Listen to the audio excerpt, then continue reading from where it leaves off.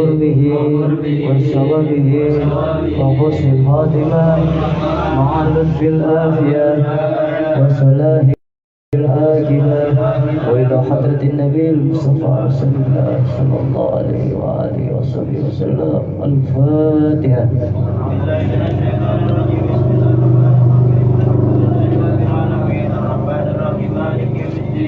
إياك نعبد وإياك نستعين اهدنا الصراط المستقيم صراط الذين أنعمت عليهم غير المغضوب عليهم ولا الضالين.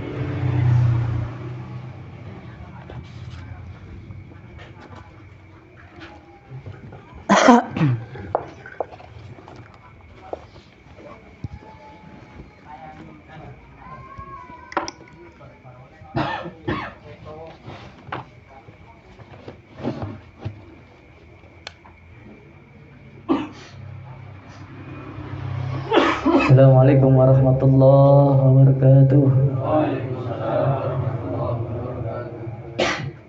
Alhamdulillah wassalatu wassalamu ala rasulillah Sayyidina wa maulana Muhammad bin Abdillah wa ala alihi wa sahbihi wa man walah wa la hawla wa la quwata illa billah. Allahumma salli ala Sayyidina Muhammadin tibil qulub wa dawaiha wa afiyatil abdani wa shifaiha wa nuril absari wa diyaiha wa qutil arwahi wa hidaiha wa ala alihi wa sahbihi wa sallim. Rabbi shrah li sadri wa yassir li amri wahlul 'uqdatam min lisani yafqahu qawli. Amma ba'd. Alhamdulillahi rabbil alamin. Puji dan syukur kita haturkan kehadirat Allah Subhanahu wa ta'ala yang pada hari Kamis malam Jumat saya dan antum semua masih diberikan hidup, ya, masih diberikan hidup yang dimana itu nikmat luar biasa sehingga kita bisa mengenal siapa Allah dan kita bisa menggunakan hidup kita untuk taat menggapai keridhaan Allah melalui jalur yang diridhoi atau jalur dari baginda Nabi Muhammad SAW. Buat apa sehat kalau toh tidak ada kemanfaatan untuk akhirat? Buat apa hidup panjang kalau hanya berisi maksiat? Buat apa kaya dilebihkan senang bahagia kalau Allah nggak ridho? Lebih baik sakit, lebih baik susah, lebih baik sulit, lebih baik sempit, tapi Allah ridho dan kita berada di thariqah atau jalannya baginda Nabi yang insya Allah kesusahan-kesusahan itu akan diganti oleh Allah dengan apa-apa yang tidak ada dalam akal kita. Jadi lebih baik sakit. Kalau nggak dikasih sakit orang nggak mikir. Kalau nggak dikasih sulit, susah orang nggak mikir. Kalau dikasih sehat terus orang nggak mikir. Kalau dikasih bahagia terus orang nggak mikir. Makanya terkadang orang hidup itu diberikan kesehatan, diberikan sakit, diberikan lapang, diberikan susah, sulit. Itu untuk menguji seberapa menerima hati kita dari apa-apa yang telah Allah berikan kepada kita, walaupun itu sesuatu yang tidak mengenakan menurut kita. Kalau ada orang yang bertanya kepada saya, apakah jenengan sakit? Tidak, saya nggak sakit. Karena saya masih bisa bergerak, saya nggak sakit. Terus apa? Allah lagi memperhatikan saya, makanya saya dengan senang hati mengamalkan apa yang telah didahulukan oleh guru sekumpul atau Ki Haji Muhammad Zaini bin Abdul Ghani, seorang wali Allah. Beliau mengatakan, jikalau umat baginda Nabi ditimpakan sakit, lantas ia berbahagia seperti halnya ia mendapatkan nikmat selain sakit. Jikalau ada orang sakit, terus dia merasakan bahagia, bersyukur. Kenapa? Menganggap sakitnya itu sebagai hari raya untuknya. seakan-akan kayak antum ketemu hari raya Idul Adha, Idul Fitri, udah bahagia nggak? Nah, yang tadinya sehat 10 tahun dikasih sakit 3 hari 1 bulan, jangan ngeluh. Apalagi kau masih bisa jalan, masih bisa makan, jangan ngomong sakit. Nanti kalau dikasih nggak bisa apa-apa di atas tempat tidur aja baru ngomong sakit. Nah, masih bisa jalan sakit, masih bisa makan sakit. Ya, orang sakit itu nggak bisa apa-apa, sudah tidak ada daya dan upaya. Yang antum kerahkan itu nggak ada, itu baru sakit. Tenaga antum nggak ada, untuk bangun saja nggak bisa, bisanya rebahan udah. Makanya kan para ulama mengatakan banyak orang yang hidup tapi sungguhnya dia sakit. Namun ada orang yang sakit tapi sungguhnya dia sehat. Ada orang yang sehat tapi sungguhnya dia sakit hakikatnya. Ada orang yang sakit tapi hakikatnya dia sehat. Sama ada orang yang sungguhnya hidup tapi hakikatnya ia mati. Tapi ada orang yang sudah mati tapi hakikatnya ia hidup. Jadi orang-orang yang diberikan sakit oleh Allah lantas ia tidak mengeluh atas sakitnya, bersabar ridho dengan apa yang Allah berikan. Tidak sedikit-sedikit ya awake kembringsang sitik flung dasi umet meriang nyong. Kamu jangan melihat ujian yang kamu terima, apa sakit, apa susah, apa miskin, apa ujian-ujian yang lainnya banyak. Jangan melihat ujiannya, tapi melihat siapa yang memberi ujian.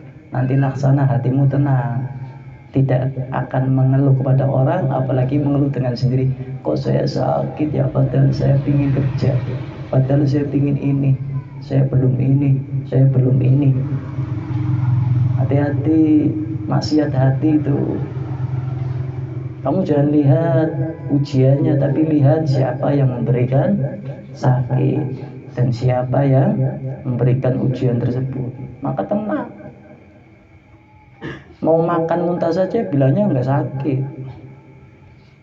dan ingin cepat sembuh, maka ketika sakit jangan pernah mengatakan ya sakit, nanti kasih sakit beneran, diperlama nanti sakitnya. Enggak sakit, lagi diberikan nikmat oleh Allah. Allah masih berikan perhatian untuk saya sebagai penggugur atau penghapus dosa-dosa saya yang saya tidak ketahui ataupun yang saya ketahui. Kayak gitu jawabnya. Iya meriang apa lara untuk iya meriang apa kembringsang umbelen apa meriang apa dasi sekot-sekot. Karena apa? Ingat ya, segala sesuatu itu pasti ada atas. Orang sakit, saya seperti ini, antum sakit seperti itu, ada yang lebih parah dari antum, yang lebih parah pun ada yang lebih parah lagi. Bahkan yang mengatakan sakit lumpuh nggak bisa berdiri, sudah lumpuh buta lagi,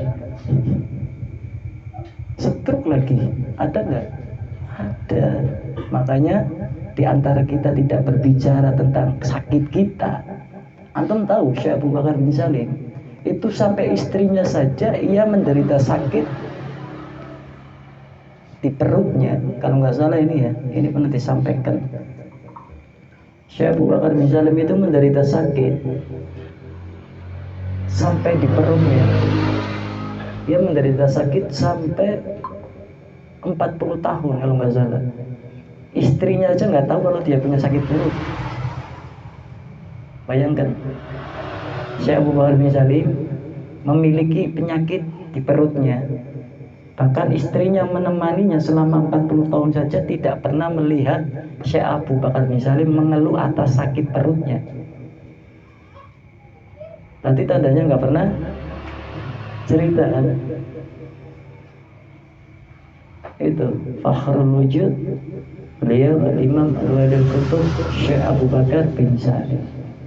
40 tahun berumah tangga dengan istrinya, ia menderita penyakit kronis dalam perutnya, sampai-sampai istrinya pun tidak mengetahui bahwa suaminya Syekh Abu Bakar bin Salim memiliki penyakit kronis. Ya, makanya itu tingkatan-tingkatan hati manusia kepada Allah. Hubungan antum kepada Allah, jikalau semakin dekat antum dengan Allah, maka apapun yang Allah berikan sama antum ya enak semua lah. Ya, musibah, bencana, ujian apapun ya enak. Jadi seperti itu. Itu Syekh Abu Bakar bin Saleh. Dan masih banyak kisah-kisah ulama-ulama salafun saleh dulu menyembunyikan sakitnya sampai-sampai keluarganya itu tidak mengetahui. Kan seperti itu. Maka syukurilah, syukuri kalau antum ditimpa musibah ujian, maka caranya bersyukur bagaimana? Antum bersabar. Bersabar.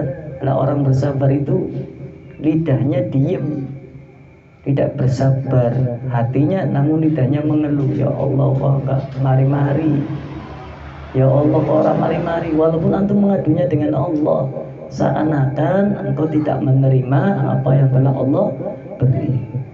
Makanya alhamdulillah, saya sakitnya kayak apapun, saya menganggap diri saya sakit, dan istri saya tahu saya benar-benar sakit. Itu kalau saya di atas tempat pembaringan saya nggak bisa apa-apa, duduk saja nggak bisa, baru istri saya sakit yang orang. Jadi selama saya masih bisa berdiri ke kamar mandi sendiri, ataupun masih bisa duduk di tempat pembaringan saya, tempat tidur saya, berarti saya masih sehat.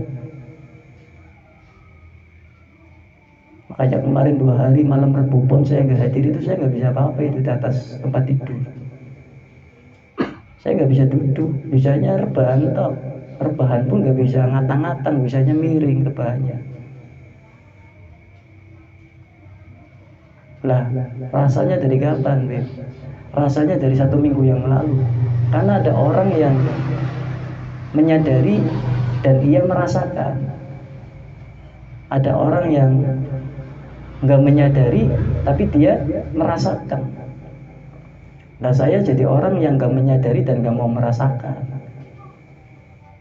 kalau bab tentang sakit. Dan alhamdulillah saya nggak pernah itu minum obat. Apa obat warung yang 1000, apa misagrip, apa sakit apapun saya nggak pernah minum obat. Hanya kemarin Habib itu beliin obat, nyuruh Haji Mustafa, ternyata tanya nelpon Habib Novel, Habib Bakir nggak pernah minum obat. Beda kayak Habib itu sedikit obat, Habib Novel sedikit obat. Kalau saya nggak pernah minum obat. Yang paling saya minumnya madu, air putih, sudah itu. Terus makan, walaupun sakit kayak apa makan, muntah ya makan, nggak enak tetap makan.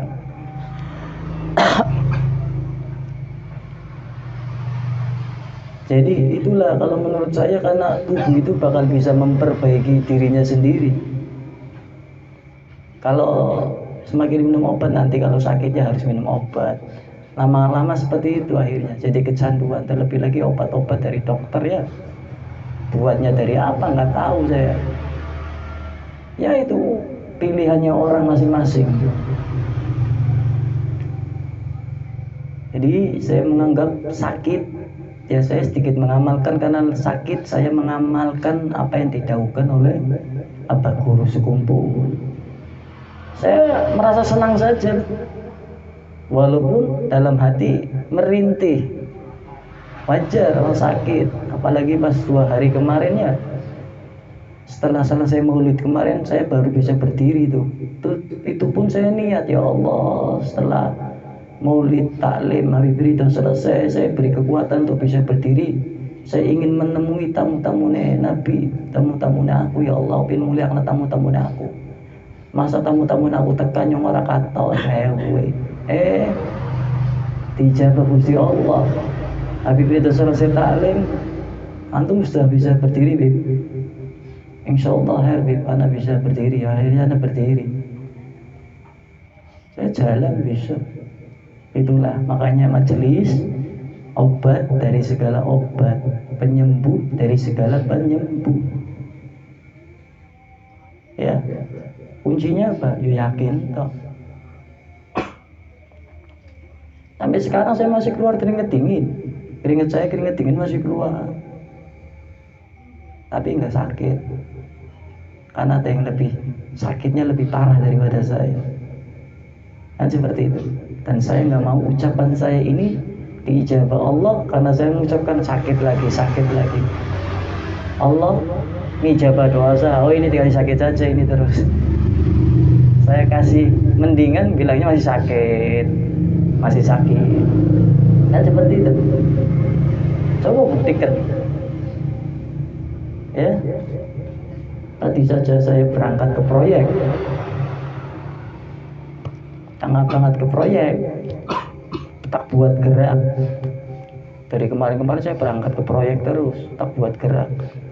Saya itu jadi orang nggak mau manja dengan diri sendiri gitu. Orang sakit dipelihara ya nyaman sakitnya. Ya. Kadang orang masing-masing ya.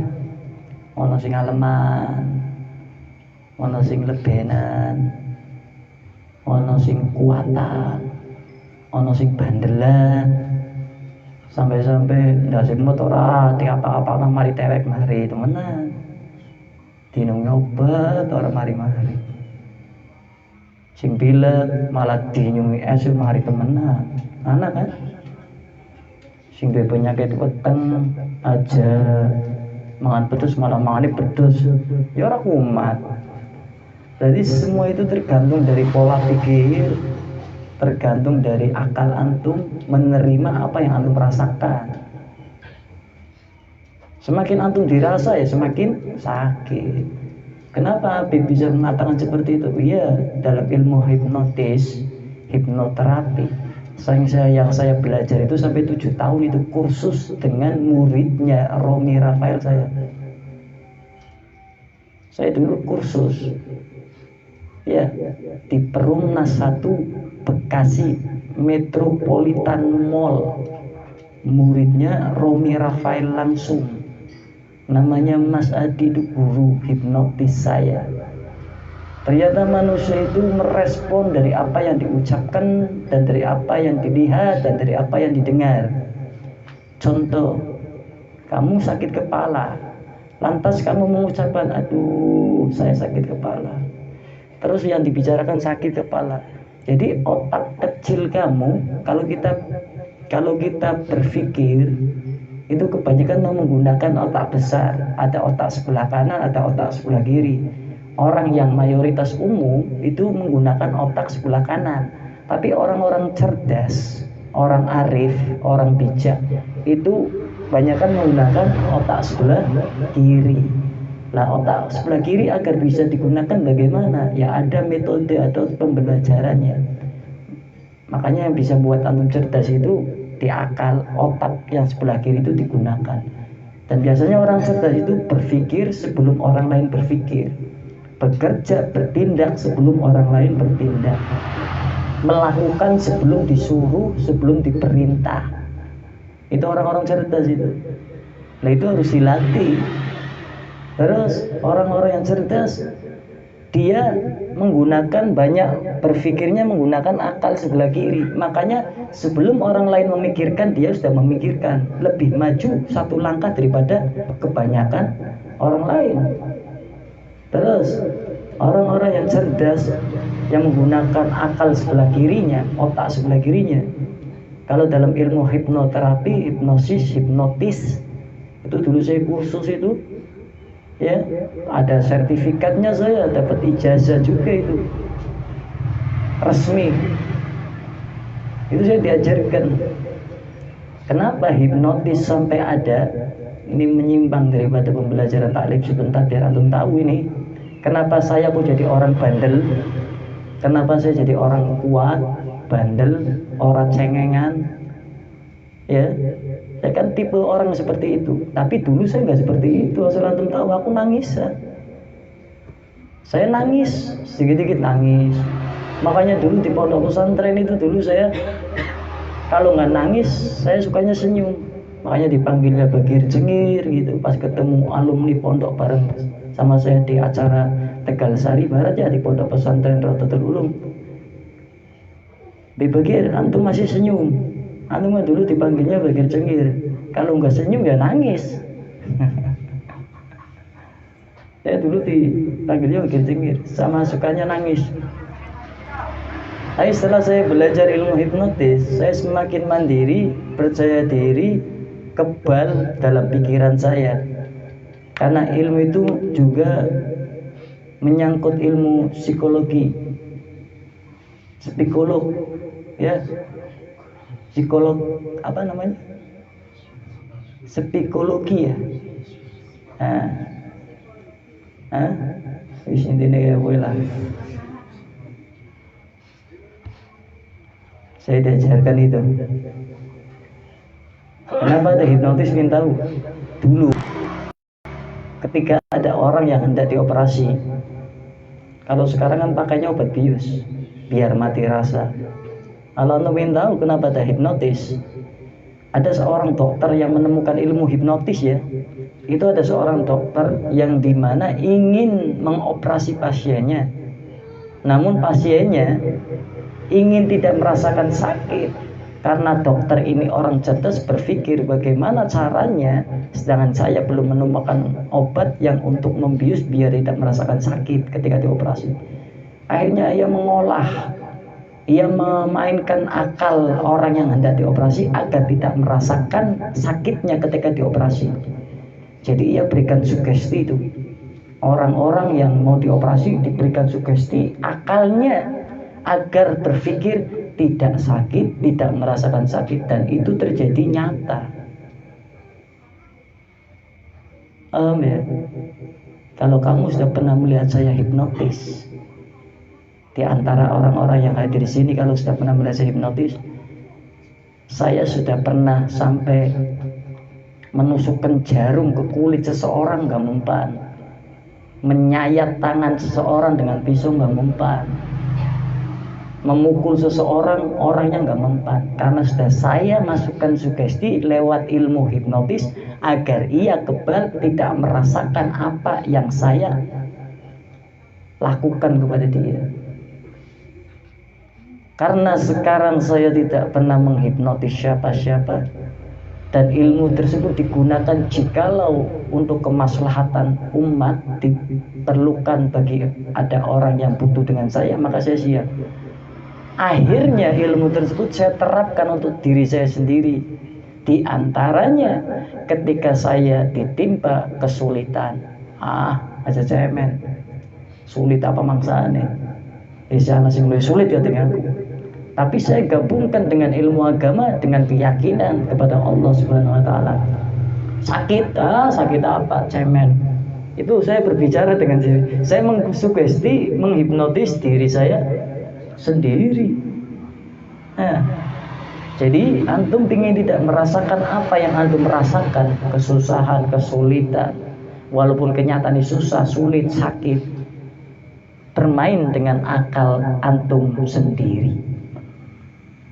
Sama kayak kalau saya lagi malas sholat, malas hadir majelis, malas baca Quran, malas ngamalin sunnah, saya hipnotis diri saya sendiri. Kamu akan ngomong apa kamu? Setan ngomong apa kamu? Aku nggak mau kalah sama kamu. Saya ngobrol dengan diri saya sendiri. Saya nggak mau kalah sama kamu. Kalau antum bisa ngalin saya ngomong setan, sama nafsu, sama males, sama akal saya. Kalau kamu bisa ngalin saya, percuma saya belajar hipnotis, karena saya mainnya akal dan mainnya pikiran, olah pikir. Makanya saya setelah belajar hipnotis cenderung jadi orang yang pemikir, jadi orang yang jeli, jadi orang yang pemikir. Dan ini bisa diantum pelajari. Jikalau antum mendapatkan sesuatu yang tidak mengenakan, hal apapun itu, cobalah antum bermain dengan akal antum sendiri. Dan ketika dikaitkan dengan agama, itu sama yang dikatakan oleh Al-Imam Al-Ghazali. Jadikanlah akalmu sebagai raja dan nafsumu sebagai tawanan, maka niscaya engkau akan selamat. Kenapa orang masih kadang malas, kadang masih suka mengeluh, kadang masih suka pusing, ada permasalahan? banyak pusingnya daripada enggaknya. Berarti pasti akalnya jadi budak itu, nafsunya jadi raja. Nah, makanya dengan ada ilmu hipnotis, saya belajar ilmu agama, didasari agama, ilmu agama, maka ternyata sinkron. Sinkronnya seperti itu. Seperti apa sinkronnya? Oh iya ya, adanya sakit karena saya ngerasakan ini sakit. Coba kalau saya dalam hati, akal saya ngomong jangan sakit, jangan sakit, jangan sakit. Nggak sakit, nggak sakit, nggak sakit. Contoh kayak orang disuntik, sampai saat ini orang yang sudah dewasa disuntik aja takut. Karena apa? Dia tersugesti, ya, terfikirkan dari dulu sampai saat ini ya dewasa bahwa suntik itu sakit. Padahal sudah umur 30 tahun disuntik nggak mau, katanya sakit, trauma. Karena apa? Pola akal mikirnya dari kecil sampai sekarang nggak dirubah. Akhirnya takut untuk disuntik. Saya sering ketika ada orang yang mau sunat anaknya nggak mau, saya hipnotis itu anaknya agar mau sunat. Karena anak selalu menganggap sunat itu sakit. Kenapa orang tua ning kowe ora salat tak sunati kowe, mengancam, ning kowe ora gelem mondok tak kirana tukang sunat kowe, sunat itu dipotong. Akhirnya yang tertanam dalam otaknya sang anak, sunat itu menakutkan, sama kayak orang disuntik. Bener mboten? Iya, itu ilmu hipnotis itu. Makanya saya ngapunten ya, saya bisa tahu karakter antum satu persatu walaupun saya baru tahu lihat antum. Dan saya tahu jalan pikiran antum. Saya tahu jalan pikirannya ibu-ibu, apa mas-mas, walaupun jenengan diem saja dan baru pertama kali saya lihat jenengan. Saya tahu jalan pikirannya antum, karakternya kamu, tabiatnya kamu, kebiasaan kamu dari saya melihat kamu saja. Itu. Makanya Habib Abdurrahman ya Al-Jufri itu Cibinong ya, untuk pesantren Darul Futulah kan ingin belajar. Karena mempelajari dalam ilmu Islam juga memang ternyata dibutuhkan itu dalam mendidik, harus kalau bisa seperti itu. Terus penterjemahnya daripada Kiai Sawi itu yang dari Tuban Jawa Timur, penterjemahnya Syekh Mudhor minta diajarin. Terus Habib Pemalang yang minta ajarin lagi, Habib Muhammad bin Husain Al-Attas, belakang Pondok Pesantren Salafiyah, ingin diajarin hipnotis. Terus siapa lagi? Habib Ahmad Comal Al-Habsyi minta dibelajarin hipnotis. Siapa lagi? Habib Mustafa Al-Habsyi minta diajarin hipnotis. Itu karena apa? Mereka dibasiki, didasari ilmu untuk tarbiyah, kan kayak gitu ya. Ngajarkan sama maling ya untuk maling, untuk kerampok. Kan seperti itu. Qala Afnaf ibnu Qaisin hina su'ila ma yu'tal abdu aqlun.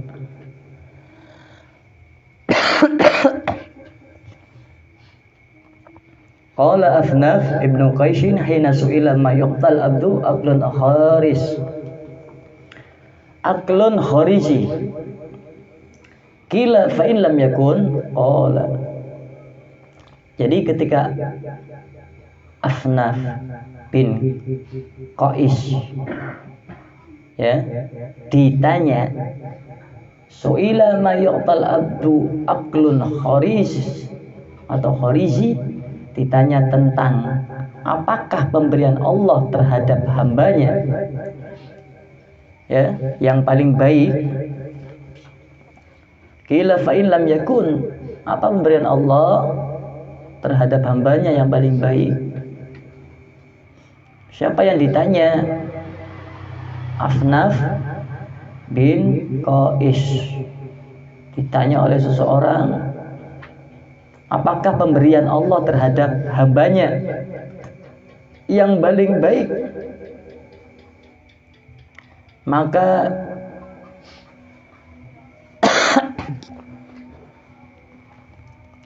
Afnaf bin Qais mengatakan, Pemberian Allah yang paling baik adalah aklun khariji, akal khariji.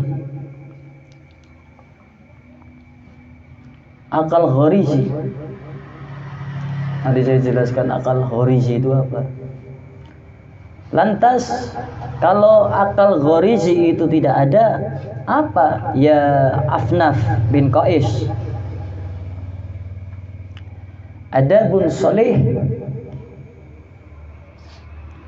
Kalau tidak ada akal khariji, maka ya tingkah laku yang baik. Fa illam yakun, kalau tidak ada tingkah laku yang baik apa?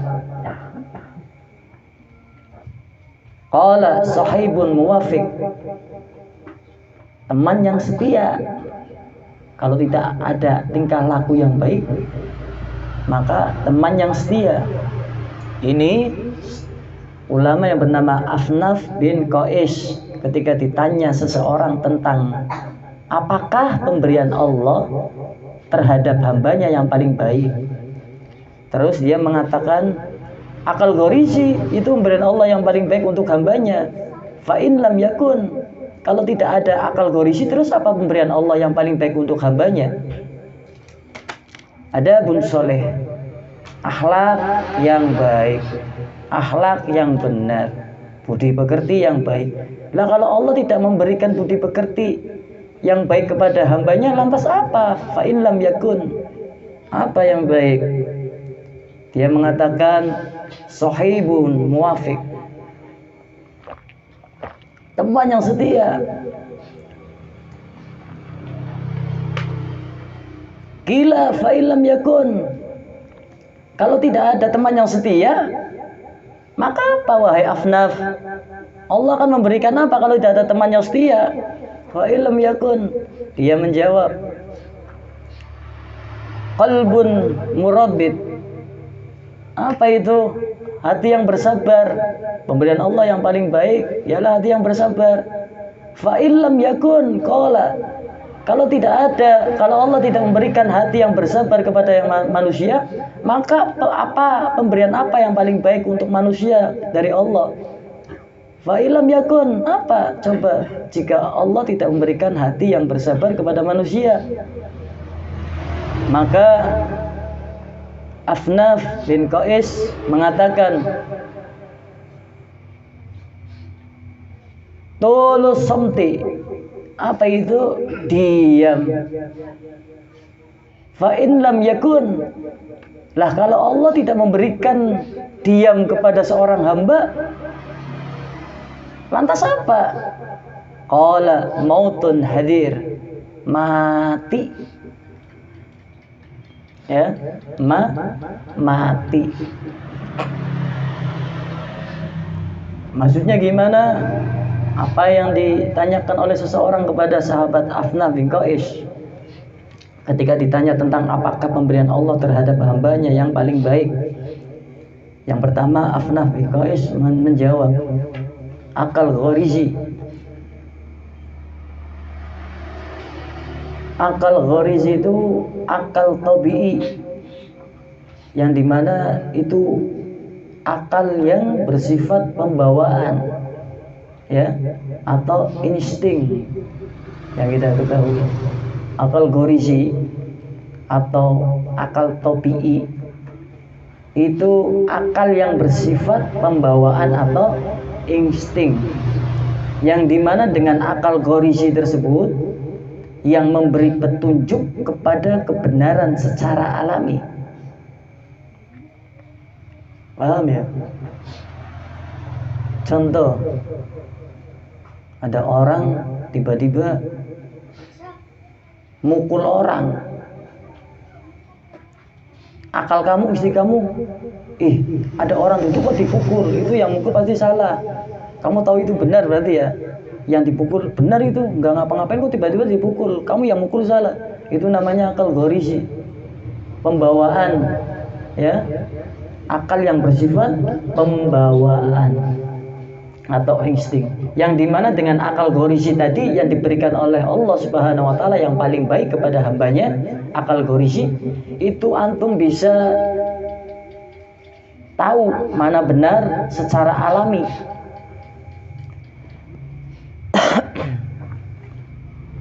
Dan akal itu,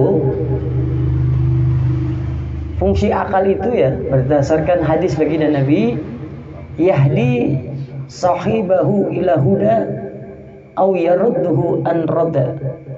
Jadi huda, fungsi akal kalau kata baginda Nabi menurut hadis, yahdi sahibahu ila huda au yarudduhu an rada. Akal itu ya, fungsi akal menurut hadis ya menunjukkan kepada jalan kebenaran. Itu ya fungsi akal. Terus au yarudduhu an rada. Apa itu? Menolak kebatilan. Jadi yahdi sahibahu ila huda au yarudduhu an rada, memberi petunjuk kepada pemiliknya ke jalan yang benar atau menolaknya dari keburukan. Itu fungsi akal, yang dimana akal itu akal gorizi, pemberian Allah yang paling baik untuk hambanya. Ketika Afnaf bin Qais ditanya oleh seseorang, apa pemberian Allah yang paling baik untuk seorang manusia atau hamba? Ya akal gorisi, pemberian Allah yang paling baik. Lah akal gorisi itu apa? Akal gorisi itu akal tabi'i. Apa itu akal tabi'i? Akal yang bersifat pembawaan, ya, atau insting yang memberi petunjuk kepada kebenaran secara alami. Jikalau kamu dilahirkan dalam keadaan muslim, iman kepada Allah dan Rasulnya, sudah balik dewasa, sudah mumayyiz, sudah tahu mana benar, mana salah. Antum diperintahkan untuk sholat, diperintahkan untuk menuntut ilmu, diperintahkan untuk melakukan kebaikan-kebaikan yang Allah ridhoi. Kamu kan punya akal, saya punya akal, diperintah. Lantas kamu menolak sesuatu yang benar, ditolak. Maka sejatinya engkau tidak memiliki akal. Makanya hakikat sombong itu menolak kebenaran. Makanya orang yang sombong gak mungkin akalnya jalan. Pasti sebenarnya orang sombong itu akalnya konslet, gila. Hakikatnya sombong ingin tahu menolak kebenaran. Ingin tahu menolak kebenaran, diserukan azan tidak mau sholat, diajak hadir majelis nggak mau, dengan alasan dalil yang banyak panjang lebar. Itu tandanya dia sombong itu. Lah cukuplah, sombong itu selendangnya Allah. Jangan engkau mencampuri, engkau mengakui diri antum itu mampu. Nyong sombong, wong nyong kaya, nyong sombong, wong nyong duwe jasad ki. Ingat, sombong tidak akan masuk surga. Cium bau surga aja enggak. Lah, ingin tahu hakikat sombong? Ketika antum diajak, diserukan dalam hal kebaikan, kebenaran. Kebaikan kan luas ya. Ayo sedekah, ayo sholat, ayo puasa, ya. Terus apa lagi? Ayo hadir majelis, ayo ibu-ibu yang belum bisa ngaji, belajar ngaji, nggak usah malu. Aku lagi sibuk ya. Antum sudah sombong itu. Karena hakikat sombong, ketika diseru untuk melakukan kebaikan, kamu menolak. Baik secara langsung ataupun secara sembunyi ya. Secara sembunyi-bunyi kan bisa aja. Ayo baca maulid, ayo duduk di majelis, ayo ngunjungin, ayo baca Al-Quran, ayo puasa sunnah, ayo sedekah, ayo umrah, ayo zikir, ayo sholawatan. Kamu ngampunten, anak di rumah nggak bisa ditinggal. Menolak kebenaran secara rahasia, sembunyi, tidak menunjukkan antum nggak suka, tapi hakikatnya sombong. Karena apa? Menolak kebenaran, menolak ajakan atau seruan di jalan Allah. Kebaikan itu kan banyak sekali. Makanya orang yang waras dilahirkan muslim, iman, maka sudah sepantasnya ia menggunakan akal ghorizi sesuai hadis baginda Nabi, yahdi sahibahu ila huda au yarudduhu an radda, memberi petunjuk kepada pemiliknya ke jalan yang benar atau menolak dari keburukan. Itu fungsi akal. Jikalau akal kamu nggak mau menolak keburukan, malah mengiyakan, bahkan melakukan, mengikuti keburukan, akal kamu ada yang rusak itu. Dan jikalau kebaikan, kebenaran kamu tolak, tidak ikuti kebenaran, padahal sudah ditunjuki akal kamu tahu itu benar tapi tidak mengikuti, berarti ada yang rusak itu. Paham sih? Jadi introspeksi diri sendiri. Selama ini saya diserukan kebaikan oleh tetangga saya, ibu bapak saya, ulama-ulama saya, guru-guru saya, diberi nasihat. Saya menjalankan atau tidak, menolak secara terang-terangan atau tidak. Kalau kita menolak secara sembunyi-sembunyi atau terang-terangan, tandanya kita sudah termasuk orang yang tidak mengikuti hadis Nabi, yang menggunakan akal, yang dimana akal itu menunjukkan kepada pemiliknya hal yang benar atau menolak dari keburukan, namun kita dibalik keburukan ini diikuti, kebenaran ini diadui, berarti tandane dewek ora gunakna akal ghorizi, pemberian Allah yang paling baik kepada hamba, kita gunakan dengan sebaik-baik pemberian yang Allah beri untuk kita. Berarti akal kita ada yang rusak. Yang gila bukan mereka yang makan makanan dari tong sampah. Yang gila kita, diberi sehat, diberi nikmat, diberi hidup, diberi keluarga, diberi guru, diberi nasihat oleh ulama-ulama kita. Namun hakikatnya kita sering menolak daripada kebenaran yang keluar dari mulut-mulut orang yang diridhoi oleh Allah Subhanahu wa taala, dengan alasan dalil-dalil yang kita miliki, atau kita sering membenarkan diri kita sendiri jikalau ada orang yang memberi nasihat atau orang yang mengajak. Maka orang yang hadir majelis kan pilihannya, ya benar-benar dipilih, akalnya dipilih karo Gusti Allah sing bisa digunakan karo sesuatu sing apik. Ya, ini akali digunakan karo dewek gunakan sing apik, oh berarti ngikuti Nabi sabdane. Akal itu memberi petunjuk kepada pemiliknya. Akal itu memberi petunjuk kepada pemiliknya menuju jalan kebenaran. Kita dikasih akal dari bayi ya. Dari bayi kan dikasih otak, sampai besar akalnya sudah bisa bekerja. Sudah tahu uang, sudah tahu makan, sudah tahu lapar, sudah tahu buang air besar, air kecil, sudah tahu itu kotor, sudah tahu ini bersih, kan gitu. Tapi tidak sesuai akal kita dengan apa yang disabdakan Nabi Muhammad. Akal itu membantu pemiliknya menuju kepada jalan kebenaran. Lalu akal kita malah menuju kepada jalan yang tidak benar. Berarti tandanya akal kita rusak. Maka ngati-ngati ya, biar tidak dicap Allah, digolongkan orang yang sombong. Jangan menolak kebenaran. Baik datangnya dari siapapun ya, tidak harus yang ngomong saya. Ayo hadir majelis yang ngomong saya kamu patuh, yang ngomong temen duduk kamu nggak patuh. Kayak wong ngerti apa, orang ngerti ilmu. Jangan seperti itu. Yang ngomong ibu kamu terima be ngajine nang Habib, kowe tetep patuh karo wong tuamu. Kan kuwi bapane ora tau ngaji kok. Ora tau hadir majelis ngongkoni nyong hadir majelis. Ya tetap selama itu baik antum ikuti. Untuk apa? Menyelaraskan akal yang diberikan Allah, akal ghorizi itu, kepada hadis baginda Nabi bahwasanya pemilik akal itu akan menunjukkan jalan kebenaran kepada pemiliknya dan akan menolaknya dari keburukan. Berarti perkara-perkara sing ora apik akalmu pasti menolak.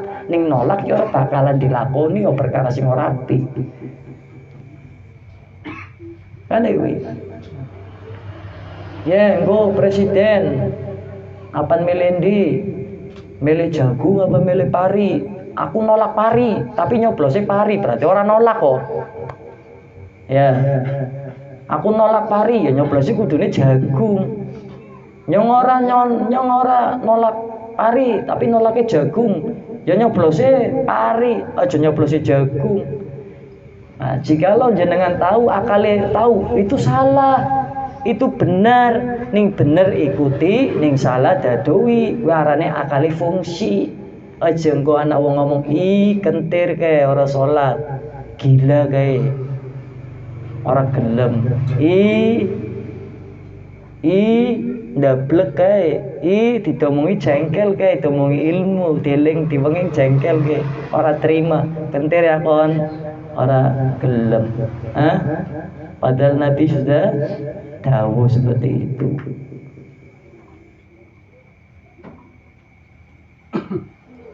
Makanya akal gorizi adalah akal tabi'i, akal yang bersifat pembawaan atau insting.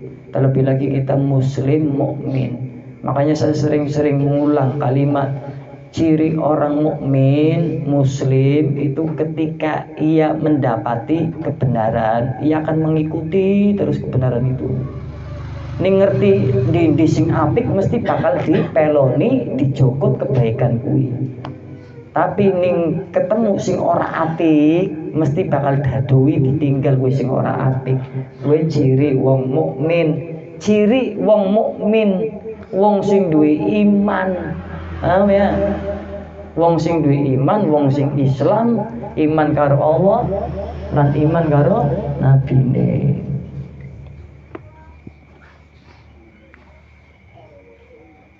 Lah kalau akal gorizi tidak ada, maka Afnah bin Qais mengatakan bisa setidaknya ningkon orang duwe akal gorizi. Masa akal orang duwe wong urip ya. Pemberian Allah yang paling baik apa setelah akal? Akhlak. Tapi kuncinya ada dalam akal. Jikalau akal kamu dijadikan raja, pemimpin, akal kita di pemimpin antum, ya, maka antum insya Allah akan memiliki akhlakul karimah, perilaku akhlak yang baik, yang terpuji. Lah kalau Allah tidak memberikan yang terbaik untuk hambanya akal gorizi, tidak memberikan yang terbaik untuk hambanya tingkah laku yang baik, apa berarti Allah memberikan yang terbaik? Teman yang setia. Yang setia apa? Dalam menasihatimu, jikalau engkau lalai, salah, temanmu mengingatkanmu. Kuwi teman sing setia kayak kuwi. Ya. Yang selalu mengingatkan, saling menasihati. Pertemanannya karena Allah, bukan karena makhluk. Karena apa? Karena ayam pertemanan saya dengan dia. Saya kancanan dengan dia karena ayam. Karena apa? Karena sama-sama kerja nih karo kae sih. Kenal bukan teman. Kalau teman takutnya nanti ketika dibangkitkan antum dikumpulkan bersama orang-orang itu, karena antum mengakui dia teman sih. Ya. Berarti ucapan itu doa. Takutnya ketika antum mengakui, oh dia teman saya, dia ahli judi apa, ahli tipu-tipu apa, suka bohong apa, suka riba, ya takutnya nanti dibangkitkan bersama orang-orang yang seperti itu.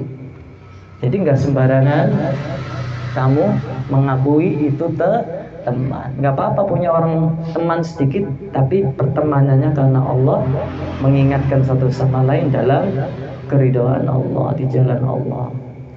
Lah kalau Allah tidak memberikan teman yang setia untukmu, lah kalau anda memberikan teman yang setia, contohnya sudah dikasih akal, tingkah laku kamu nggak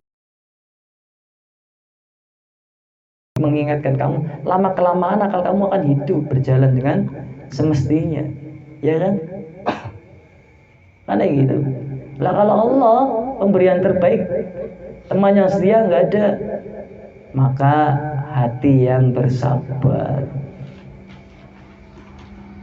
Ya, hati yang bersabar. Lah hatinya nggak bersabar. Hatinya nggak bersabar. Nah, Allah akan memberikan yang terbaik untuk hambanya apa? Diam. Diam. Iya. Wis akale ora dene Gusti Allah. Wis ora dene akhlak sing sae terpuji. Sudah tidak diberikan Allah teman yang setia, yang selalu mengingatkan di jalan Allah. Sudah tidak diberikan hati yang bersabar sama Allah. Maka Allah akan memberikan diam untuk dia.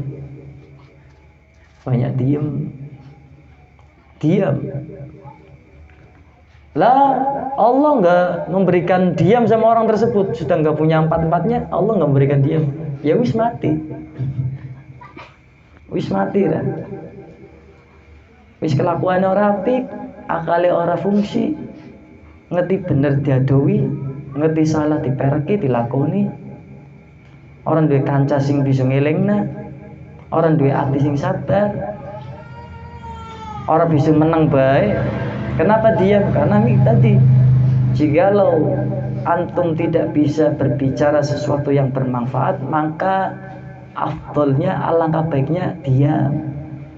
Karena sumber kesalahan itu ada dalam lisan berbicara.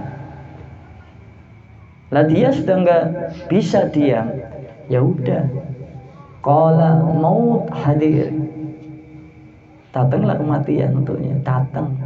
Mati wis. Ya. Baginda Nabi Muhammad sallallahu alaihi wasallam mengatakan rasul akli ba'dal imani tawaddu ilan nas.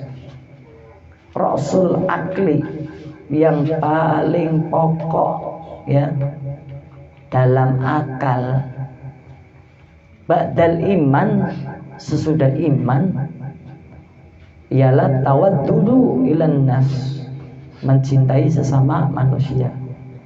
Yang paling pokok dalam akal sesudah iman, maka mencintai sesama manusia. Paling pokoknya dalam akal setelah iman, mencintai sesama manusia.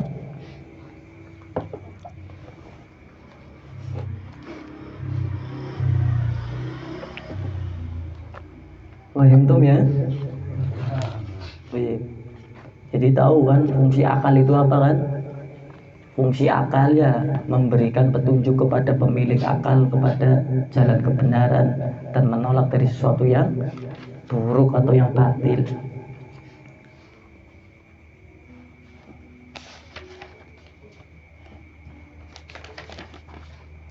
Makanya di sini jelaskan hadis baginda Nabi Muhammad SAW, la yablughul abdu haqiqah, la yablughul abdu haqiqatal iman hatta yazuna lisanah. Seorang hamba ya tidak akan mencapai iman yang sebenarnya hingga dia memelihara lisannya. Makanya tadi kalau Allah nggak bisa memberikan akal khoriji, kalau Allah tidak memberikan akal khoriji kepada manusia, tidak memberikan teman yang setia, tidak memberikan hati yang bersabar, tidak memberikan apa? Tidak memberikan akhlakul karimah, tingkah laku yang baik, maka diam. Karena ada hadis Nabi, la yablughul abdu haqiqal iman hatta yazuna lisanah. Seorang hamba tidak akan mencapai iman yang sebenarnya hingga dia memelihara lisannya. Kamu marah tapi lisanmu menyampaikan ilmu itu lebih baik daripada kamu diam tapi hatimu menggumam. Paham ya? Loe apik kon jengkel karo aku tapi mewe nasihat aku, kowe mewe ilmu maring aku lewat nasihat-nasihate antum daripada nya kowe meneng karo aku tapi hatimu bergumam dengan sesuatu kata hati yang tidak baik. Kan bicara itu bukan hanya dohirnya saja, hati pun bisa berbicara, benar nggak? Ya, maka diingat-ingat, berbicara itu bukan hanya ini lisan. Kadang yang ini yang paling berbahaya. Makanya lebih baik orang itu ya ini nih mengatakan dengan nada keras, dengan nada tegas, tapi ada kemanfaatan, daripada ini berbicaranya lemah lembut tapi tidak ada kemanfaatan, bahkan kadang menyakiti. Itu yang berbahaya. Makanya seorang hamba tidak akan mencapai iman yang sebenarnya hingga dia memelihara lisannya. Jadi seperti itu.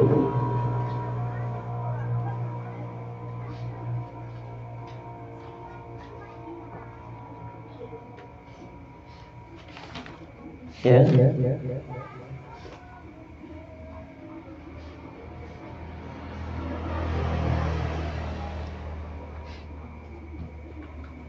Makanya hadis dari riwayat yang diriwayatkan oleh Al-Imam Baihaqi juga mengatakan ahabbul aqmal ilallah hifdzul lisan. Ahabbul aqmal. Jadi amal yang paling dicintai oleh Allah, amal yang paling dicintai oleh Allah, hifdzul lisan. Orang yang dapat memelihara lisannya. Ya. Orang yang dapat memelihara lisannya. Makanya hadis riwayat Ibnu Nashr itu mengatakan seperti ini. Inna aqsaran nas dunuban yaumal qiyamah aksaruhum kalaman fima la ya'ni. Inna aqsaran nas dunuban yaumal qiyamah. Inna aqsaran nas dunuban yaumal qiyamah. Sungguhnya manusia yang paling banyak berbicara yang tidak bermanfaat kepada manusia. Ya, paham ya? Jadi inna aksaranas dunuban. Oh enggak. Sungguhnya manusia yang paling banyak dosanya pada hari kiamat. Ya, inna aksaranas dunuba yaumal qiyamah. Sungguhnya manusia yang paling banyak dosanya di hari kiamat aksaruhum kalaman fima la ya'ni, adalah orang yang paling banyak berbicara tapi yang tidak ada manfaatnya. Itu ya. Jadi berbicara sesuatu yang bermanfaat itu sangat berpengaruh kelak di yaumil qiyamah. Sampai-sampai ada hadis berbunyi, manusia nanti yang paling banyak dosanya di hari kiamat itu adalah aksaruhum kalaman fima la ya'ni, yaitu orang yang paling banyak berbicara sesuatu yang tidak bermanfaat.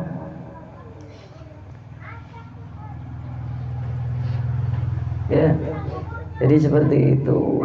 Makanya jaga hati kita, lisan kita. Terlebih lagi apa-apa yang keluar dari lisan itu perwujudan apa-apa yang ada dalam hati lagi. Ya. Yang disampaikan ilmu, ya hatinya ilmu. Yang disampaikan kebencian, ya hatinya benci. Yang disampaikan keluh kesah, ya hatinya pasti keluh kesah. Yang disampaikan adu domba, ya hatinya pasti penuh adu domba. Yang disampaikan fitnah, ya pasti hatinya penuh fitnah. Ya, Rasul Jawari, kepalanya badan, anggota badan itu ialah qalb. Qalb itu hati. Pemimpinnya anggota badan ialah hati. Jikalau pemimpinnya baik, maka yang dipimpin anggota tubuh yang lainnya pun ikut baik. Jikalau pemimpinnya buruk, maka yang dipimpin buruk atau anggota tubuh yang lainnya pun ikut buruk. Makanya al-qalb ra'sul jawari. Hati itu kepalanya anggota tubuh. Makanya kan ada ilmu itu tazkiyatul qalbi, ya. Tazkiyatul qulub, tazkiyatul qalbi. Ada majelis yang namanya tazkiyatul qalbi. Berarti benar-benar harus baik sekali itu hatinya, gak sembarangan itu. Tazkiyatul qulub, ya, gak sembarangan itu. Ya.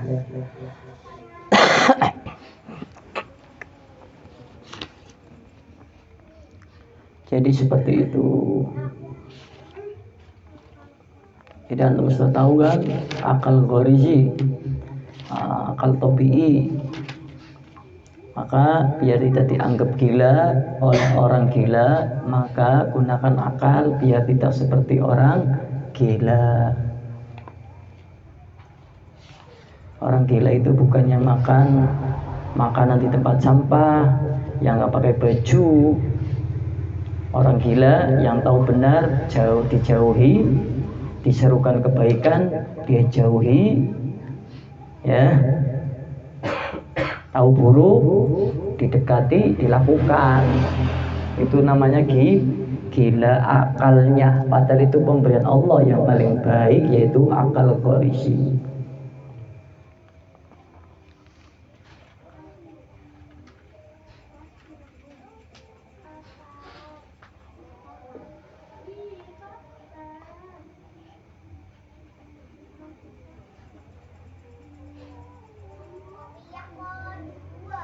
Lanjut.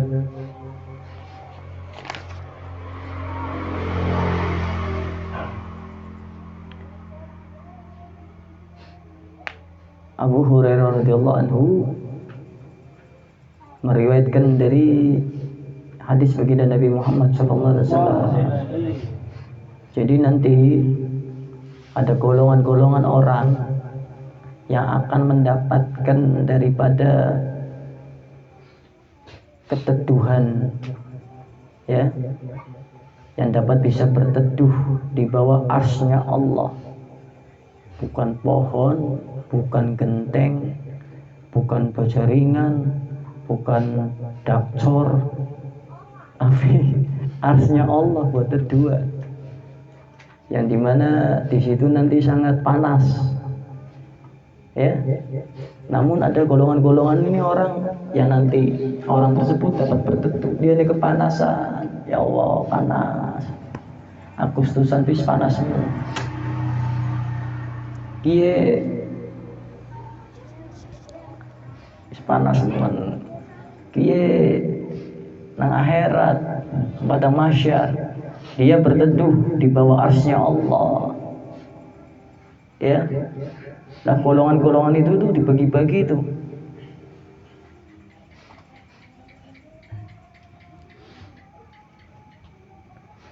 Dan nanti pada hari itu tidak ada bayang-bayang, sampai bayang-bayang pun nggak ada.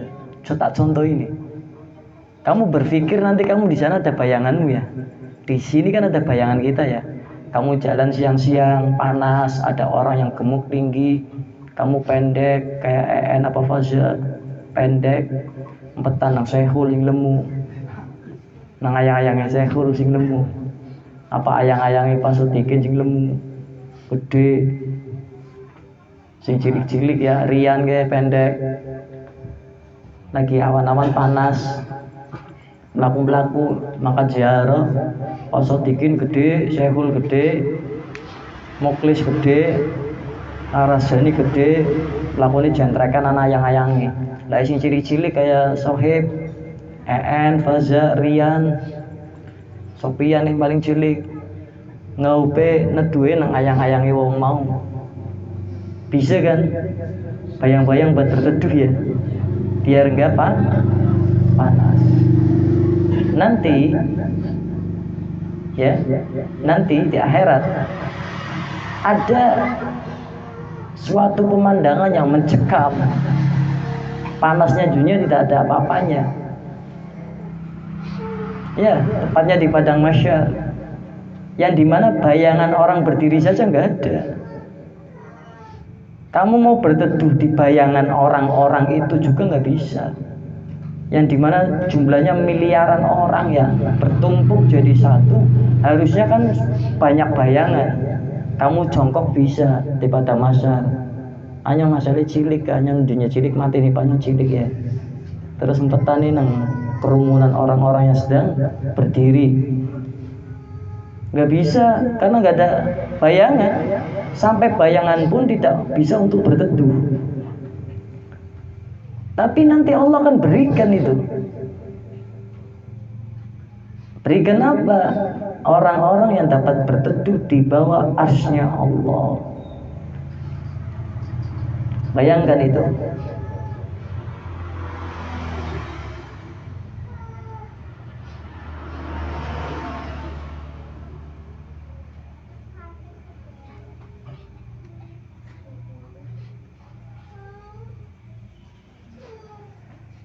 Ya, nah di antaranya ingin tahu siapa yang dapat berteduh di bawah arsy-Nya Allah. Itu ialah wasyabun nasya'a fi ibadatillahi ta'ala warajulun dakarallahu haliyan fafaddat ainahu dama'an. Tuh. Jadi siapa yang nanti dapat berteduh di bawah arsy-Nya Allah yang dimana tidak ada bayangan satupun yang dapat bisa untuk kita berteduh di bayangan tersebut kecuali di bawah arsy-Nya Allah. Siapa? Yaitu para pemuda-pemudi yang giat beribadah kepada Allah Subhanahu wa ta'ala. Kenapa tidak para orang-orang tua yang giat beribadah ya? Telat sih. Terlatih apa? Masa nami gak apa. Tapi ojo nih wis tua kok. Wong masa nami wis lewat yang wis tua lah tambah dadi be aja. Padha be wong salat kowe isih nyolong, wong salat kowe isih judi ya tetep salat. Walaupun salat yang genah orang keterima. Tapi setidaknya dengan sholat yang engkau tetap lakukan, lambat laun engkau akan menjadi baik jika lo sholatmu benar-benar niatnya karena Allah. Sama orang-orang tua yang sudah terlanjur, baru taat, baru banyak ibadah karena sudah dekat mati. Itu harusnya bersyukur, ya Allah, hati saya diingatkan di umur saya yang ke-50 tahun ini. Alhamdulillah, saya janji ya Allah akan menutup kebodohan saya, kekurangan-kekurangan saya di masa waktu muda saya yang begitu saya banyak buang waktu untuk sesuatu yang tidak manfaat. Maka di sisa umur saya ini ya Allah, saya gunakan untuk menggapai daripada keridhaan-Mu. Urusan terima apa ora urusannya Allah. Tujuannya sing dilakukan jenengan ibadah kesaenan amal soleh. Lakokna baik. Daripada orang langgo ning takoni primen.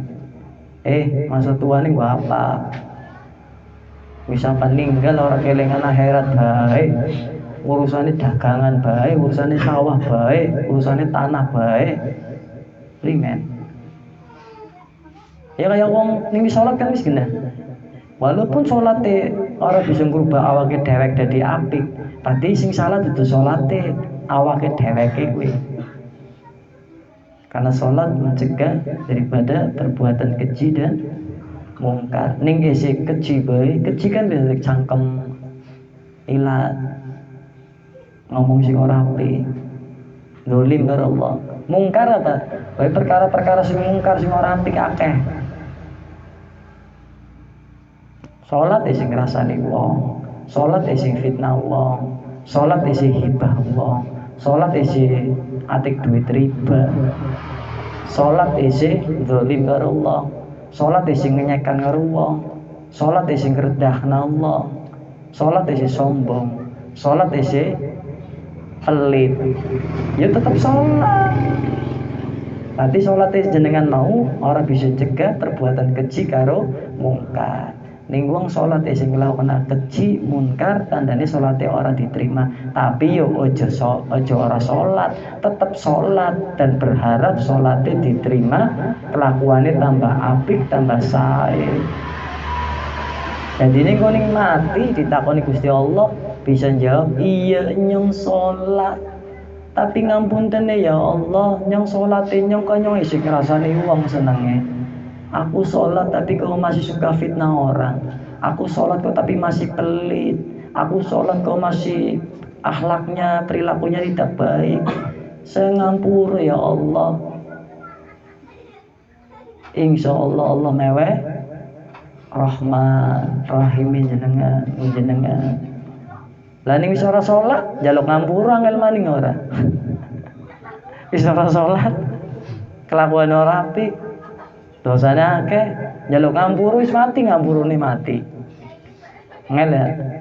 Jadi kebaikan jenengan melakukan kebaikan tidak ada ruginya. Tapi kalau jenengan melakukan keburukan, ruginya dunia akhirat. Keburukan kecil apapun itu akan berefek di dunia dan di akhirat. Kebaikan sekecil apapun akan menguntungkan baik di dunia ataupun di akhirat. Jadi di antara orang-orang yang tidak akan bisa berteduh di bawah bayangan-bayangan manusia lainnya kelak di yaumil qiyamah, namun ada golongan-golongan orang yang bisa berteduh langsung di bawah arsy-Nya Allah, ialah wasahun nasya'a fi ibadatillah ta'ala wa rajulun daqarallahu haliyan fafadat ainahu dam'an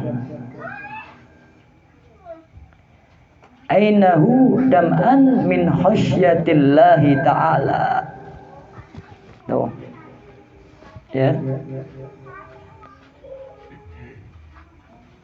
Makanya yang sudah sepuh-sepuh manfaatkan waktu-waktu jenengan ya agar dimudahkan Allah melakukan kebaikan.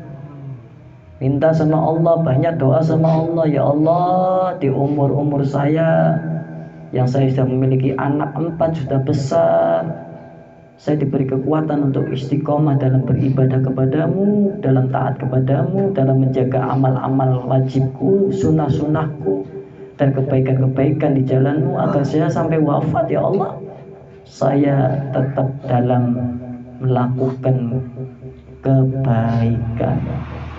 Minta sama Allah, berdoa seperti itu ya.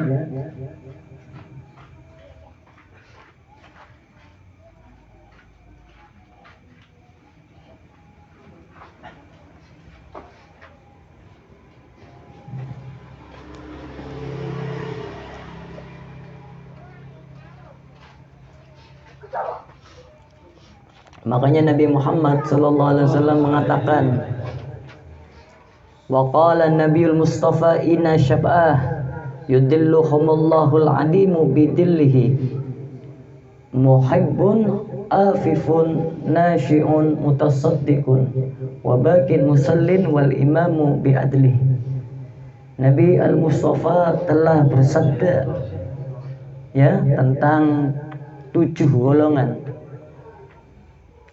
yang Allah akan melindungi mereka dari cuaca yang sangat panas di hari kiamat. Dengan apa? Dengan bayang-bayang arsy-Nya Allah.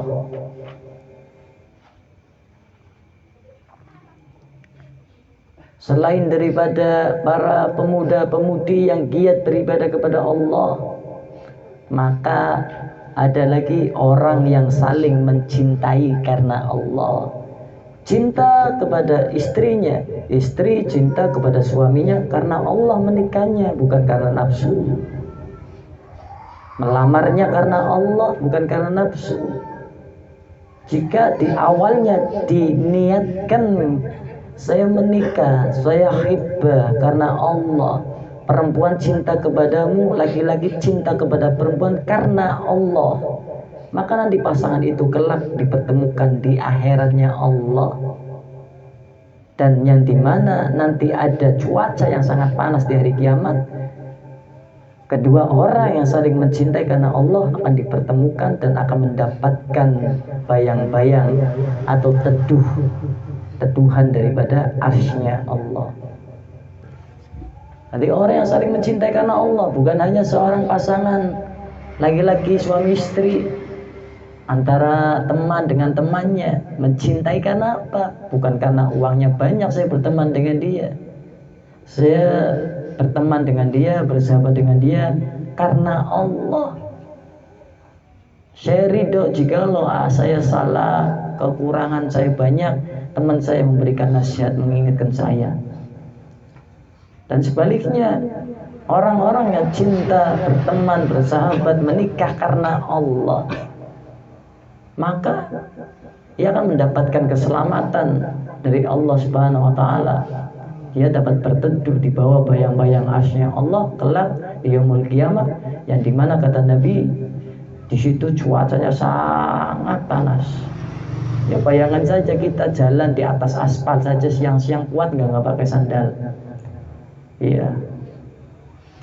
Ini apalagi di sana, bagaimana rasanya ya? Saya kuat bib. Aspal apa? Aspalnya jero remol. Panas ini asina kayak nemen jadi. Gue dolanan bongkar sih bib. Oh, pinter ngeles sih bocah.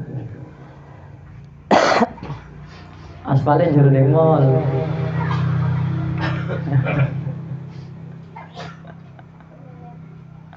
Ya. Dan minta pertolongan sama Allah agar yang lainnya nanti panas kita nggak kepanasan. Mending kedinginan apa kepanasan menurut kamu? Hah? Mending kedinginan apa mending kepanasan?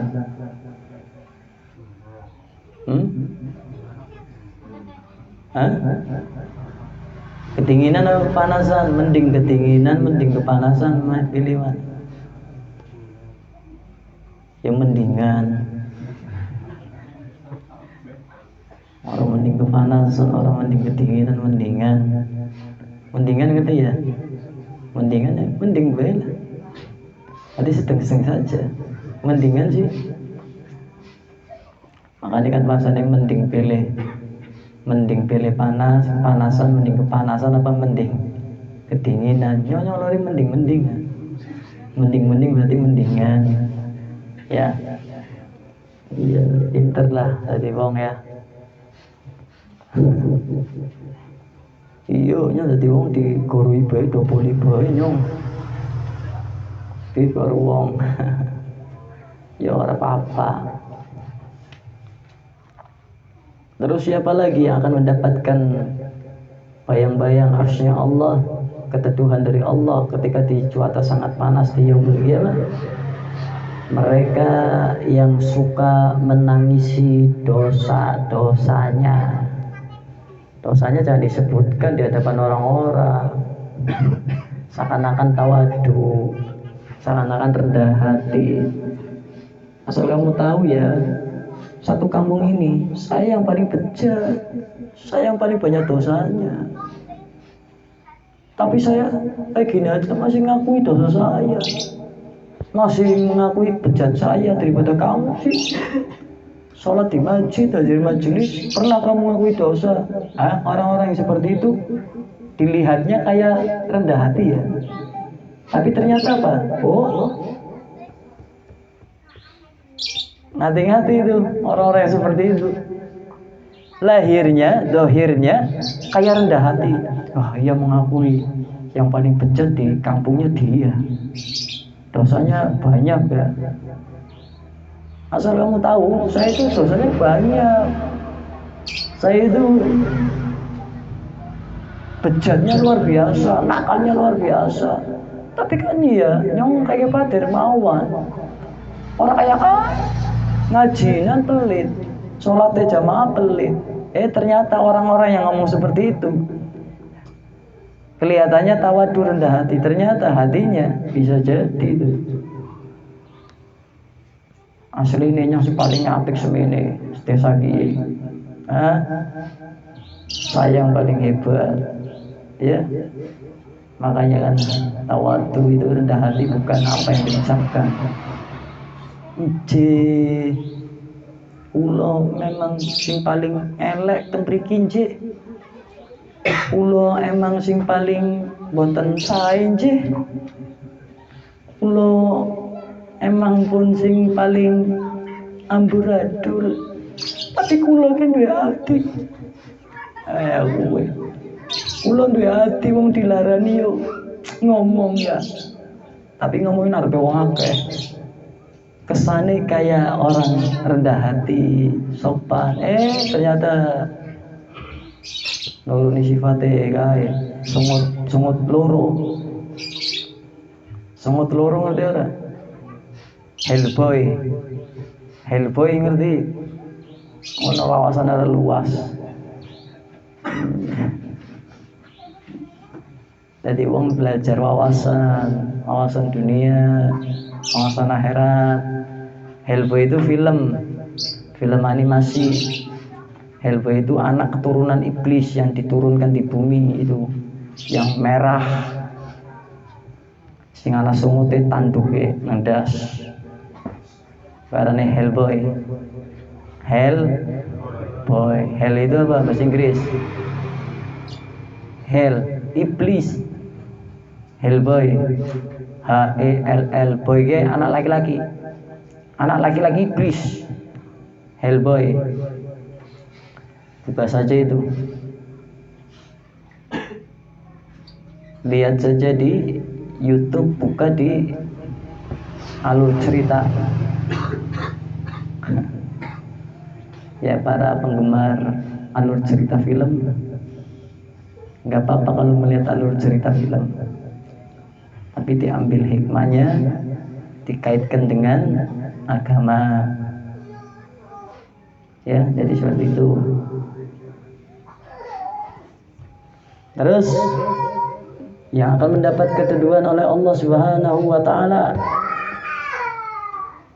di yaumul qiyamah dari cuaca yang sangat panas ialah orang-orang yang gemar bersedekah. Bukan orang yang sedekah ya. Bukan orang yang bersedekah ya.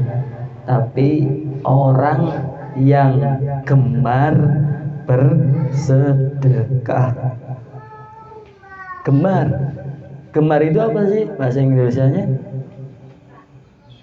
Suka. Berarti ketika memberi bersedekah suka. Hobinya apa? Bersedekah. Hobinya apa? Gaple. Hobinya apa? Sedekah. Ajib. Sedekah apa? Lain remisinya sedekah. Pasang tokennya sedekah karo bandare. Ora oleh-oleh. Enggak lesok sedekah ora oleh-oleh. Tangi turu ngimpine ulet.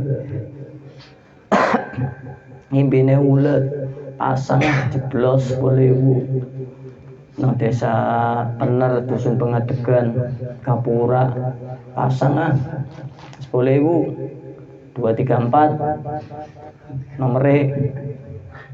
Soalnya mau ngimpi apa? Yang ngimpi ulet ndak sewelut angel maneh. Buntutnya apa? Iya, ulet ndak sewelut buntute kae macan.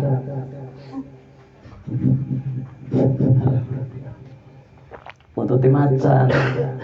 di feng shui, di otak-atik buntute macan gue nang alas raja hutan kayak macan ya dia raja hutan raja ki siji berarti siji lho telu papat apa sih terus ya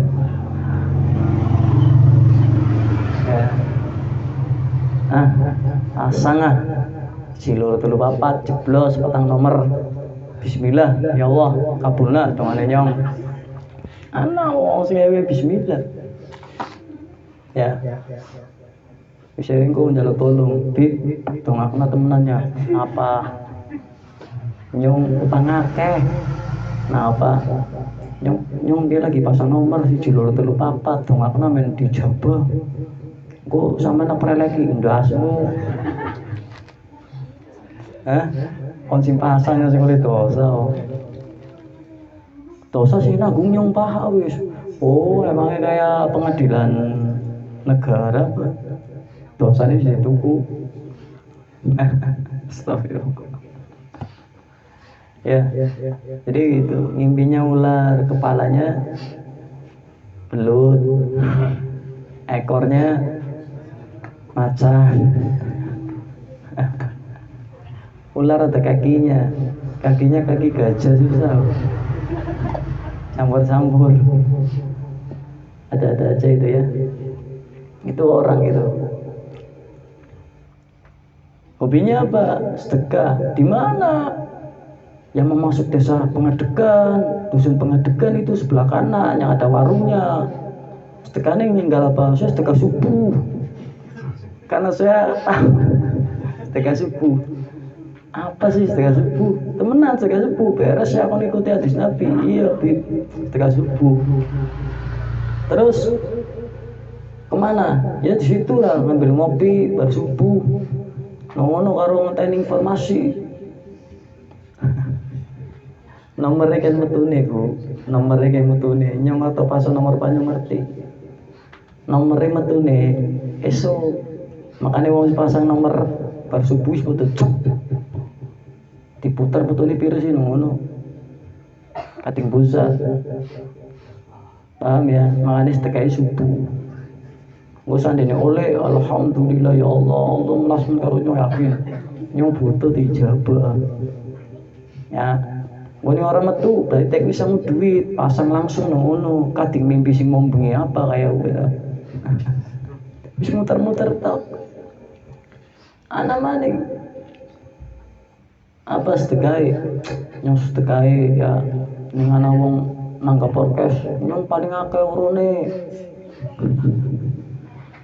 mulane urun akeh wis tekae nyong sih melas nggo maslahat umat desa bener orkese kudune sing rame apa tekae duit ta diane 100 nyong 2 juta men sekali-kali biduan ayu seksi-seksi kempole katon-katon melas wong tua-tua sing duda-duda wis tuwa ora payu bojo ning urip biduan wis ditanya urip maning kayak bojo itu. Sedekahe maring wong sing nanggap orkes. Mesti sedekah akeh. Ya, lantung apa sedekah sing maring ndi jalure. Ya. Wah, maning sedekah. Apa sedekah apa? Saya sedekah 250 juta. Kepada siapa? 4 orang. Untuk apa? Untuk bunuh orang. Ya. Itu sih di berita Kopda Muslimin menyewa pembunuh membayar pembunuh bayaran 250 juta 4 orang untuk menembak kepala istrinya, namun yang menembak nggak tega, akhirnya menembak perutnya, dadanya 2 kali. Bojone polisi seneng orang sih, seneng bojone polisi, tahtane hebat. Bojone siapa? Polisi frale ya, iya dah. Umai tingkah montore anak, mobil anak, tapi orepe berantakan. Orepe berantakan. lanange ngongkon pembunuh bayaran nggo mateni bojone. Ngetokno duit 250 juta. Obda apa Kopral Muslimin, akhirnya Kopral Muslimin ini melayu melarikan diri barang konangan. Sing bunuh bojone dikongkon lanange dewek. Kopral Muslimin ini ditemukna bunuh diri, wedi mbok di penjara, frustasi. Jabatan polisi ini sia-sia toh, ya. Itulah kebahagiaan tidak bisa diukur dari materi. Iya ngerti kan? Berita itu kan orang ngerti, orang konjero wong Papua orang ngerti kan?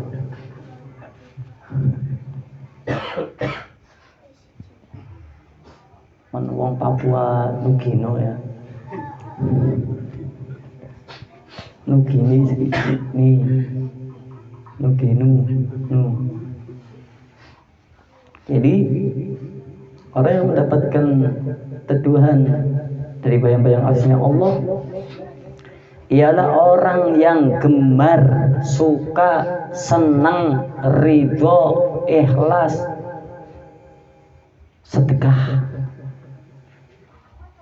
Sedekah itu jadikan hobi, kegemaran. Pengen tahu orang yang sedekahnya ikhlas, kalau suka sedekah, ketika ia memberi, ia akan merasa ada kebahagiaan dalam dirinya yang terpuaskan. Kayak wong ngentut.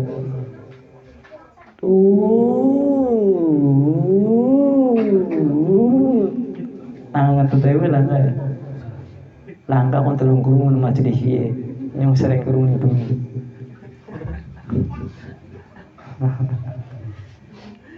Yang masuk angin. Ya. Dungu nada.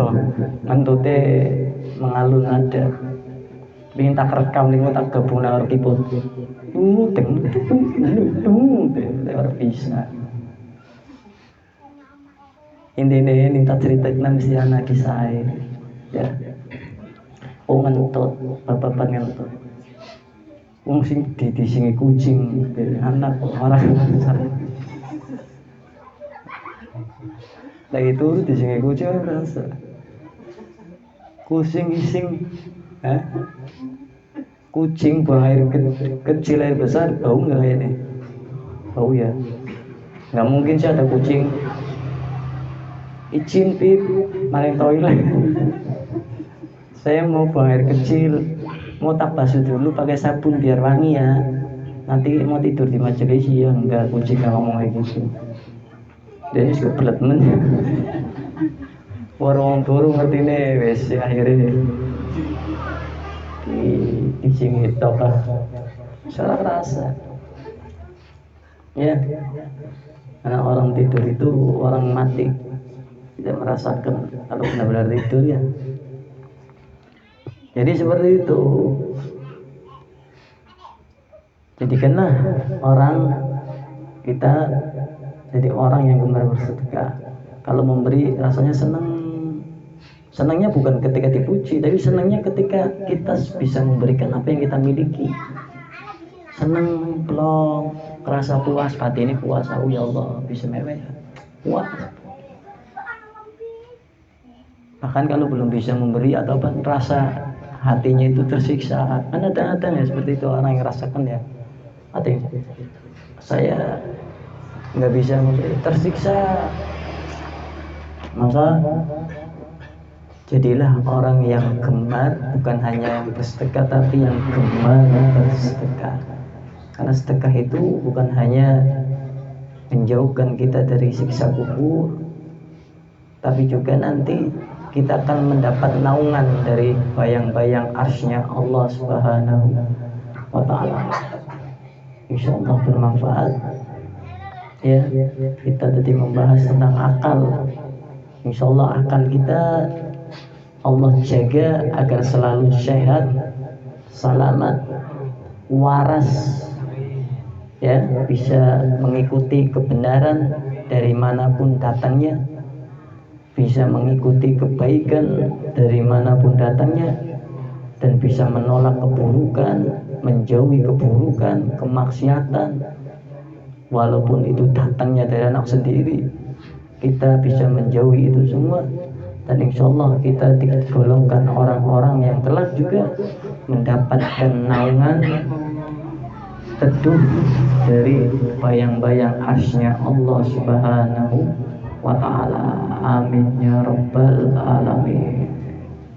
Insyaallah besok rutinan khusus muslimah seperti biasa dimulai kasih pada asar tepat, dan insyaallah Allah kirimkan hamba-hambanya yang tulus ridho dalam pembangunan majelis taklim Al-Anwarul Habasyiyah, yang Allah kirimkan orang-orang yang pas, yang ikhlas, yang ridho, yang tulus, baik kirimkan hartanya, baik kirimkan tenaga-tenaganya, baik dikirimkan oleh Allah waktunya untuk pembangunan majelis taklim agar segera bisa ditempati dan bisa menampung banyak orang, memberi kemanfaatan di daerah sekitar situ. Amin ya rabbal alamin. Dan nanti rutinan malam minggu seperti biasa dimulai kasih, tetap istiqomah selama masih ada waktu, kesempatan, lakukanlah kebaikan sebanyak apapun itu, karena engkau tidak mengetahui Allah ridho kepadamu pada waktu apa, hari apa, jam apa, dan pada waktu amal apa. Sekian saya bisa sampaikan, kurang lebihnya saya mohon maaf yang sebesarnya. Wallahu a'lam bishawab. Wabillahi taufiq wal hidayah. Assalamualaikum warahmatullahi wabarakatuh.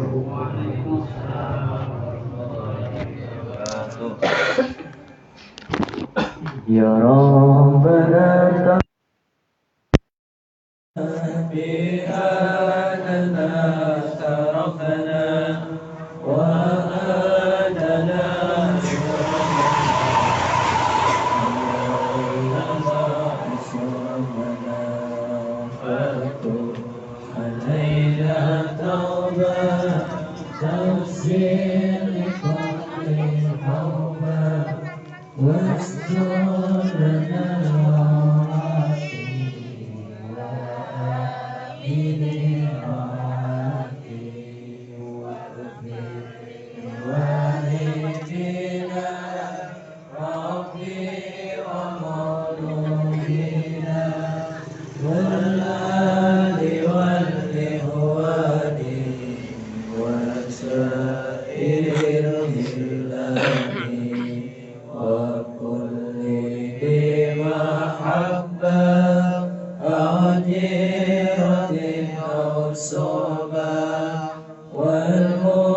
والمسلمين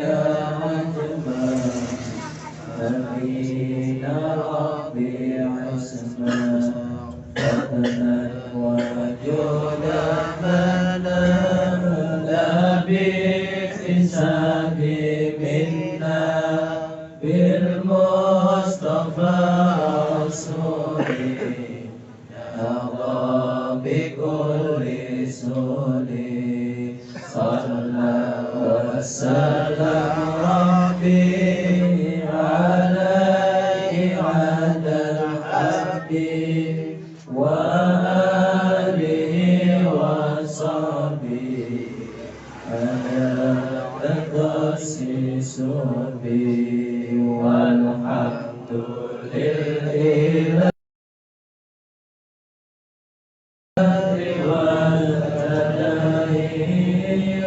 والحمد لله